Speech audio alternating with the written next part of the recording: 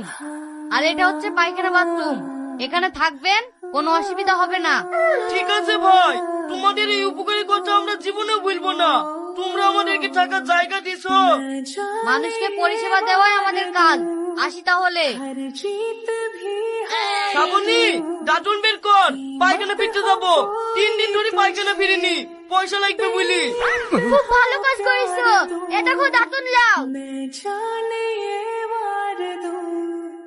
हर जीत भी हार दूं कीमत हो कोई লোকটা যে বললো এটা পায়খানা বাথরুম, পায়খানায় বা কো আর টিবলি বা কো। আর তো সহ্য করে গেল না রে। এগুলো আবার কি গোল গোল? ওরে বাবা রে, কোন শহর আমার গায়ে পাঞ্জেল দিল? সাহস থেকে তো সামনে আয়। আমি বাঙালি বলে আমার সাথে আর কি মারছি না। কি হলো ভাই, কি হলো? আপনি চিৎকার করছেন কেন? চিল্লাবো না, আমি এই ঘরে ঢুকেছি, আমার গায়ে উপর থেকে পানি ঢেল দিল। পানি ঢেল দিয়েছে? চলেন তিনি দেখি আপনাকে পানি দিয়ে দিছে। কে পানি ঢেল দিয়েছে আপনার গায়ে? এ তো আপনি ঝর্ণা চালু করে দিয়েছেন। আমি ইচ্ছে করে চালু করেছি নাকি?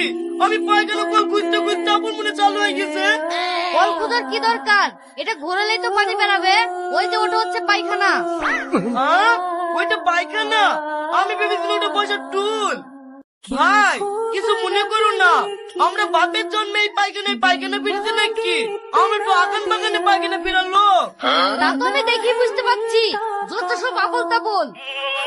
काफिरों को खुदा क्या खूब रब ने किया ভাই, আজকে আমার ছেলে ছুটি হয়ে গেছে, আমরা বাড়ি যাচ্ছি। আপনারা যাইন আমাদের বাড়িতে। আপনার এই ঋণ আমরা জীবনেও ভুলবো না। আচ্ছা ঠিক আছে, যাবো।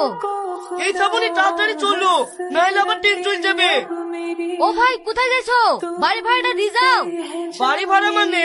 কেন, বাড়িতে থাকলি বাড়ি ভাড়া দিবা না? বাড়িতে দেখলে ভাড়া লাগে? আমার বাড়িতে তো এসে অনেক লোক দেখেছে, একটা টাকাও ভাড়া লেনি। এটা গ্রাম না শহর, এখানে থাকতে গেলে টাকা লাগে। 10 দিন ছিলি, শিগগির 10,000 টাকা ফেল।